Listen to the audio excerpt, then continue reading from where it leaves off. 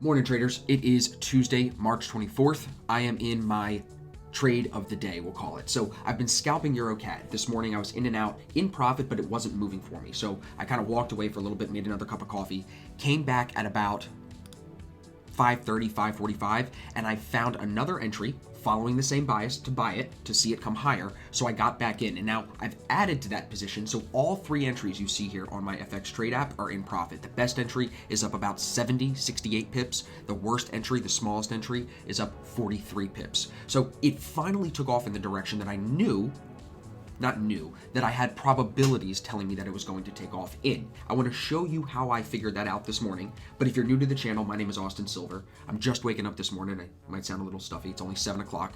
This is another trade here that I'm going to show you how we're making money before the stock market even opens. Today, Dow futures are up 900 points. They hit limit up. So every day now, because of this coronavirus craziness, it's up, down, up, down. The volatility in the stock market is insane, but that's creating more opportunities for us here in the FX market to see massive rips like this. Go back 4 or 5 months ago to my recaps, I was not catching 80 pip rips on EuroCAD. It just wasn't moving like that. But because this coronavirus stuff is taking over the world, because we're seeing the potential, if not already, for the US to be in a recession, it's just creating massive volatility, which means big moves. But you gotta have systems and rules that put you on the right side, in the right direction, and in the right timing with these trades. So now I'm up 80 pips as this thing continues higher. You can see my stop is locked on all three positions if you look at the entry price compared to the stop loss price. So I can't lose any money on this trade now.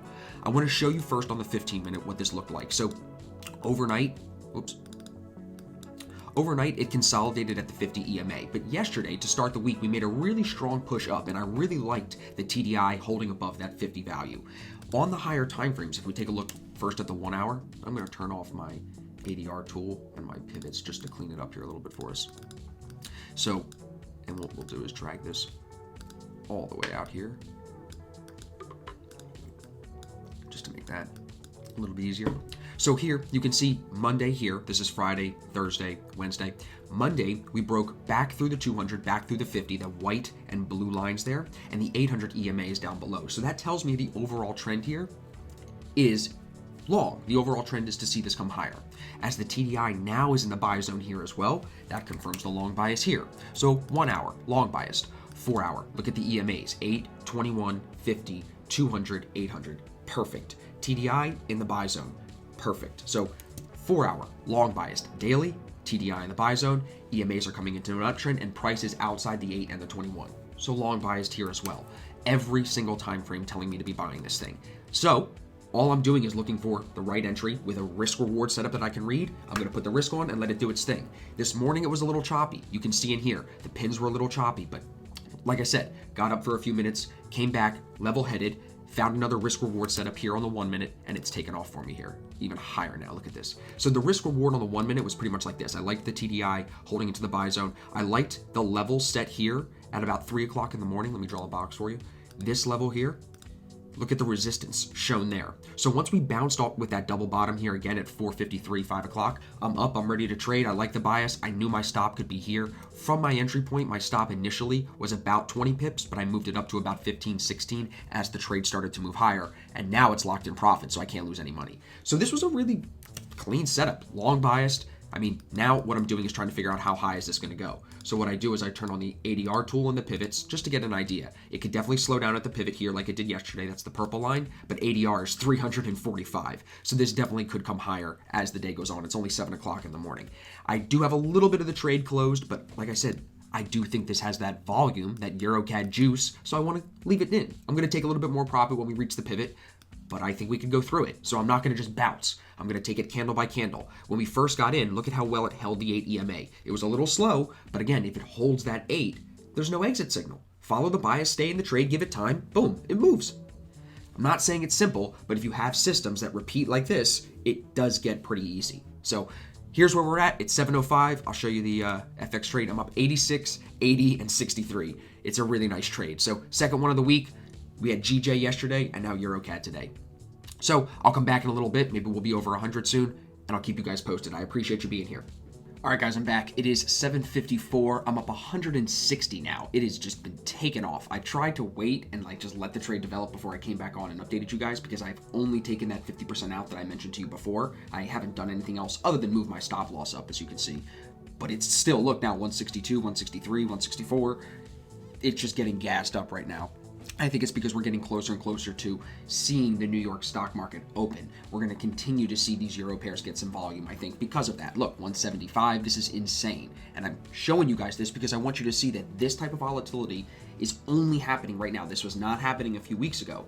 But these same systems that I've been trading for the last 5 years are still providing setups like this for us now. So if you follow good technical systems, the volatility will just help you when it's there. If you're trading and trying to guess all over the place, volatility is going to look like it's very difficult to trade. But if you're being disciplined, like I was today, and you're following your rules, look, 182, 183, this is insane. So it's an awesome trade. I'm going to take a little bit off here as it continues to push in the next 4 minutes as this candle closes. I will come back on and update you guys if I make any drastic changes, but I'm going to give this more time because I think we're still going to get push here. Look, I'm up, almost up 190 now. So it's an awesome trade. So I'll be back in a few minutes and I'll let you know how we manage the end of this thing here into the New York Open. Okay, guys, it is just about 10 o'clock. I am now out of the trade. As you can see, I was stopped just about 15 minutes or so ago while I was making breakfast in profit on the 25% or so of the position that I still had in. Now, I've explained the entire trade to you, but I want to touch on one more piece about this. People are going to say, Austin, how do you know when to get out of this trade? How do you get out at the top? It's very, very difficult to do that. This didn't reach its ADR, and it went through that pivot, but it didn't stop at the pivot. It kind of just disregarded the pivot. So it didn't use any structural level to kind of say, hey, this is where we're going to stop and come off of. It just rose and then came back down. Now, that could be because of a fundamental reason. That could be because of a million different things. That's not what we're going to try to figure out. What we're going to do is try to consistently manage these trades the same way so that they put money in our pocket more times than not. That's why you see in all of these trades, I'm raising my stop loss as the trade moves higher in case it does something like this, and I take profit as it moves up as well.